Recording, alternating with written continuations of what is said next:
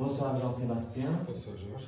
Donc voilà, je suis, pour ceux qui ne savent pas, je suis le Père Georges, donc le curé de la paroisse de Saint-Servais.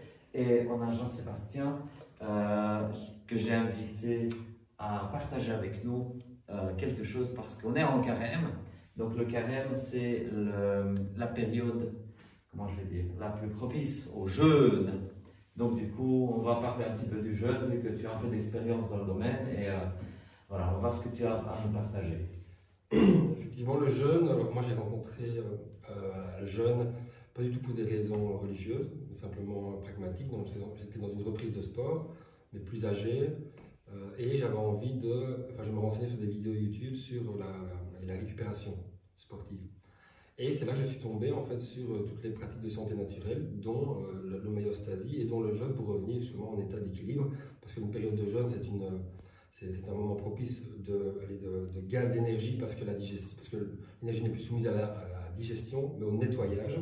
Pendant le jeûne, en fait, il y a un principe vivant qui s'applique, ce qu'on appelle l'autophagie. Ça veut dire que tout être vivant est auto-régénérant et se nourrit de ses propres déchets. Et donc, le jeûne permet ça, permet évidemment d'autres choses. Et donc, moi, c'est comme ça que j'ai pu mettre le pied à l'étrier et que j'ai commencé à pratiquer de plus en plus le jeûne quasi au quotidien par ce qu'on appelle aujourd'hui à la mode, le jeûne intermittent, etc. Et aujourd'hui, majoritairement, je n'ai une prise alimentaire, on va dire calorique par jour, et ce depuis 2016 maintenant. Et donc, quand je me retrouve ici face à une situation de carême, eh bien voilà, c'est pas quelque chose quelque chose qui m'est familier, et que j'ai surtout appris un peu en 8 années comme ça, à un peu gérer les efforts et de comprendre ce qui facilite évidemment le jeûne. C'est surtout la prise alimentaire en fait, du soir qui va conditionner la facilité de gérer le lendemain. En fait. Je remarque par exemple pour les personnes qui font le ramadan, eux qui ont des gros repas de fête, très sucrés, très raffinés, c'est très compliqué pour eux d'être enfants parce qu'ils digèrent très peu de temps pendant la nuit. Au lieu de s'auto-réparer, ils passent la nuit à digérer et le lendemain, ils perturbent tous des cycles de repos. Oui, en parlant de ça, j'ai entendu quelqu'un qui m'a raconté une histoire qui se passe au Maroc où les gens font le ramadan et du coup, qu'est-ce qu'ils font? Ils trouvent, soi-disant, une astuce qui est peut-être la chose qui va détruire le tout, à savoir que ceux qui ont des métiers libéraux, ils préfèrent vivre la nuit, comme ça pendant la nuit ils bouffent, et puis le jour ils dorment en jeûnant. Mais bon, du coup, ce n'est plus vraiment jeûner. Et donc, quand par exemple on jeûne, on va dire, allez, on jeûne aujourd'hui, qu'est-ce qu'on doit prendre en considération la veille, le souper, on va dire, d'hier soir? Je pense que ça peut prendre des aliments qui sont le plus hydratants possible. Donc moi, je dirais de faire, surtout en cette période-ci, soit limite en hiver très dur, c'est plus compliqué. Mais je dirais d'aller vers des jus de légumes, des fruits et des légumes crus, ou le moins cuits possible, pour qu'ils gardent le maximum de leur propriété, pour pouvoir avoir non pas forcément une alimentation très calorique, mais en tout cas très, très nourrissante. Et d'éviter justement, moi je vais dire, les sucres, enfin, au maximum les sucres. Vous avez d'abord les sucres très raffinés, industriels, etc. Puis forcément vous avez après les sodas, les bonbons, ou même tous les produits industriels, parce qu'il y a du sucre ajouté pour la conservation, etc. C'est des aliments qui sont radiés, qui sont morts. Il faut savoir que si on met de la mort à l'intérieur de soi, ça va être très difficile de ressentir la vie, ça va être une logique. Pour ressentir la vie en soi, il faut savoir que dès lors qu'on ne mange pas, ça ne veut pas dire qu'il n'y a rien qui se passe. C'est la vie qui commence à s'opérer. Parce que pendant qu'on mange, en fait, limite, la vie, ça s'interrompt parce qu'il y a tout le mécanisme de devoir gérer la digestion, etc. Alors quand on ne mange pas, justement, l'énergie du jeûne est donnée justement à la vie intérieure. Alors, je vais poser une question. Bon, de mon expérience, ça fait des années que je n'ai plus jeûné plusieurs jours d'affilée sans interruption, mais je me rappelle qu'il y a plus de 20 ans, les dernières fois que j'ai jeûné 3 jours d'affilée, que j'avais la dalle le premier jour, mais plus du tout le deuxième jour, et pas le troisième jour. Je sais que tu as jeûné aussi toi des périodes comme ça. Tu sais un peu développer ça? En fait, il y a des cycles. Après, il y a 2 types de jeûnes qu'on peut distinguer. C'est les jeûnes hydriques, où on continue quand même à boire de l'eau, et le jeûne sec, où là, il y a vraiment, moi je pratique davantage le jeûne sec, parce que j'ai plus facile à ne pas boire du tout d'eau, Même quand je vais m'entraîner, parce que parfois je continue même le sport, peut-être pour le 3e jour, mais les 2 premiers jours sans souci. Et en fait, effectivement, en fait, c'est simplement l'élimination, ce que je disais avant, c'est l'élimination des premiers sucres en fait, qui vont être durs. C'est ça qui va appeler la faim. En fait, c'est acide glucidique, je sais que ça fait longtemps que je ne m'étais plus renseigné là-dessus, mais c'est vraiment une fois que le corps a éliminé tous les mauvais sucres, le résidu sucré du corps, là en fait c'est le moment où c'est plus facile à gérer. D'ailleurs, quand des personnes qui arrivent très bien en général à faire des jeûnes, on peut faire souvent des descentes alimentaires, où on va descendre, manger de moins en moins consistant, éliminer de plus en plus les aliments un peu transformés, etc. Pour plus en fait on approche le jeûne, plus on le prépare, plus c'est facile. Et ce qui est aussi très important, c'est la reprise alimentaire. C'est on peut évidemment après 3 jours de jeûne recommencer à manger entre guillemets ce qu'on veut, mais c'est juste dommage, on va perdre si on se sera reposé au niveau digestif, mais tout le cycle d'élimination, par contre là on risque de passer à côté. Oui. Tout dépend, tout dépend ce qu'on veut. Par exemple, quand on jeûne plusieurs jours d'affilée, ça ne doit pas être un challenge, ça ne doit pas être au-delà, ça doit être... parce que c'est ce qu'on dit dans le christianisme, c'est qu'on doit être capable de le faire pour le regard de Dieu et pas pour le regard des autres.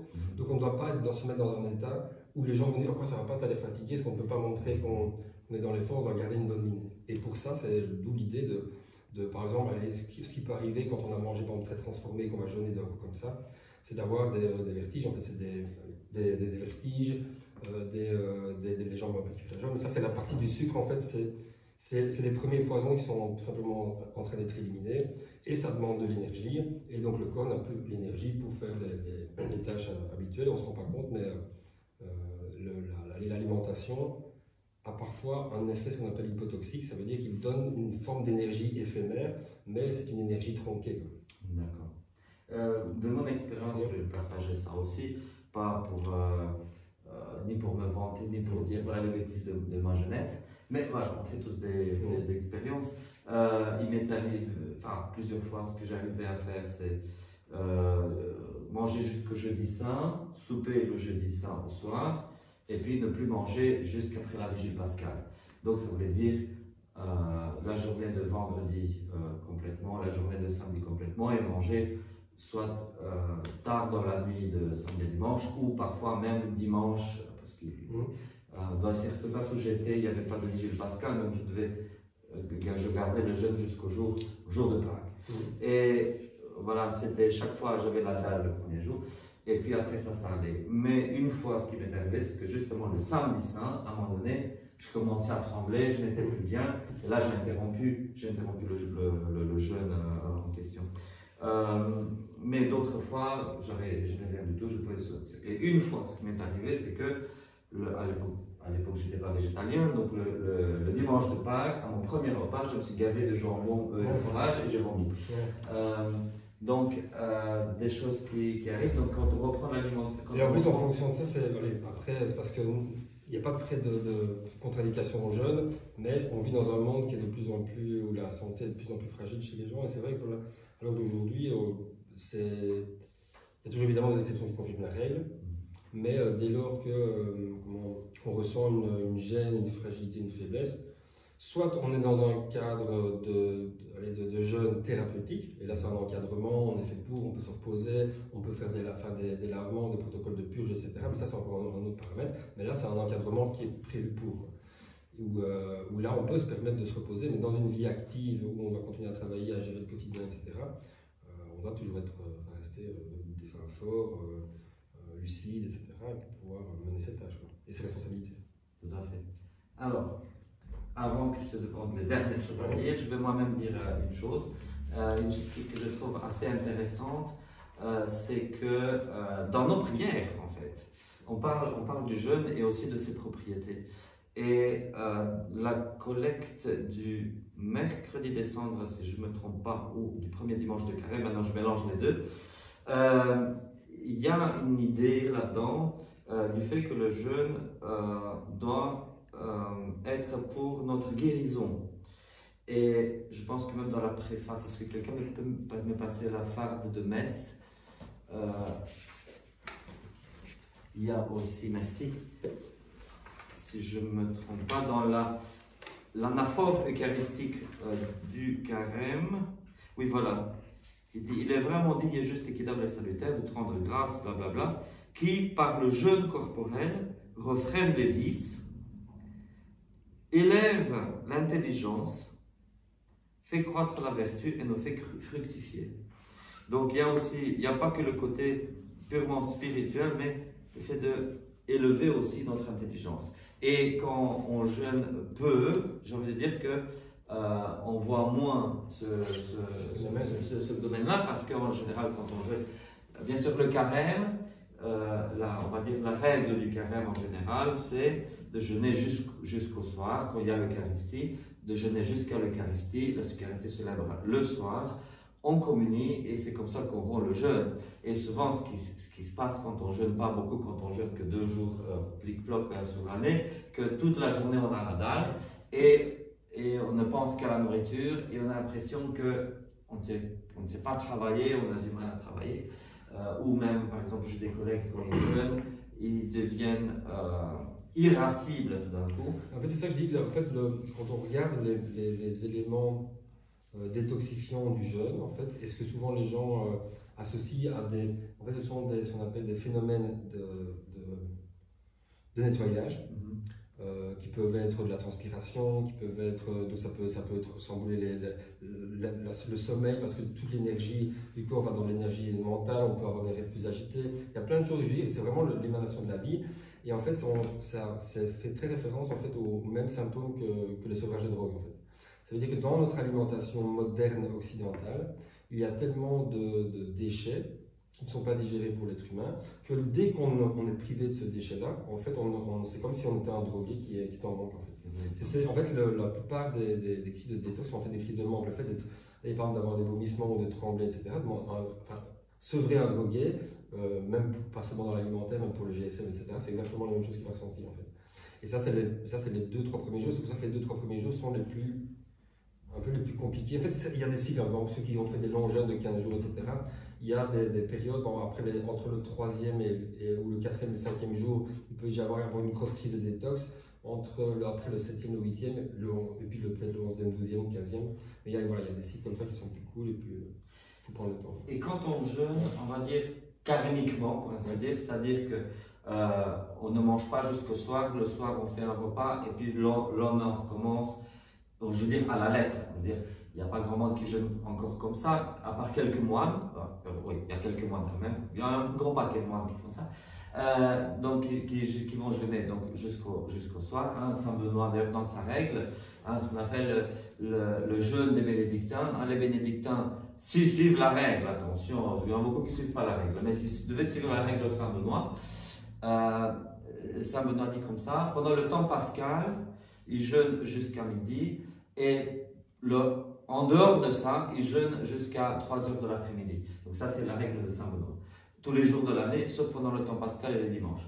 Et donc si c'est comme ça, donc si on jeûne comme ça et qu'on mange que le soir, est-ce qu'il va y avoir un effet de... Tout dépend de ce qu'on mange en fait. En fait, tout dépend, c'est la prise alimentaire qui va déterminer la gestion, comme je disais, du lendemain. Ensuite, ça dépend aussi des paramètres. Moi, ce que j'aime bien, c'est de ne pas me mettre de règles. C'est d'essayer d'avoir une ligne de conduite où je vois ce qui m'apporte de l'équilibre, ce qui m'apporte de la santé, ce qui m'apporte du mieux-être et le reste. Et ça, en fait, par exemple, je ne vais pas me formaliser, il faut que je mange le soir. Mais je vais me dire, bon, après 20 heures, je ne mange plus. Si, par exemple, le lendemain, moi, je travaille en cuisine, par exemple, j'ai déjà trouvé une astuce, moi, c'est que je fais comme les dégusteurs de vin, ça veut dire que je mets un peu dans la bouche pour goûter, puis je recrache simplement. C'est la première chose. Ensuite, c'est que si par exemple, je sens vraiment un moment, parce que j'ai dû donner l'énergie durant le temps de midi, que je mange à midi, ben j'adapte. C'est que je vais manger à midi, mais je ne vais pas manger le soir, ou je vais juste prendre un bol de soupe le soir, ou peut-être juste un jus de légumes, ou juste une petite salade. En fait, je vais adapter, c'est-à-dire que je vais faire le principe du maigre, c'est ça du maigre, ça veut dire vraiment, je pourrais faire un repas et manger, je vais dire, 200-300 grammes d'olive par exemple. C'est très rudimentaire, mais c'est un produit gras, sain, et qui ne va pas me demander une charge digestive ou de traitement par le corps. Et en même temps, ce n'est pas un produit noble non plus, même si l'olive c'est cher. Mais Mais donc voilà, ça c'est de la gestion de bon sens en fait. C'est faire un effort sans se faire mal en fait. L'idée c'est de faire un effort évidemment, mais sans que ce soit violent.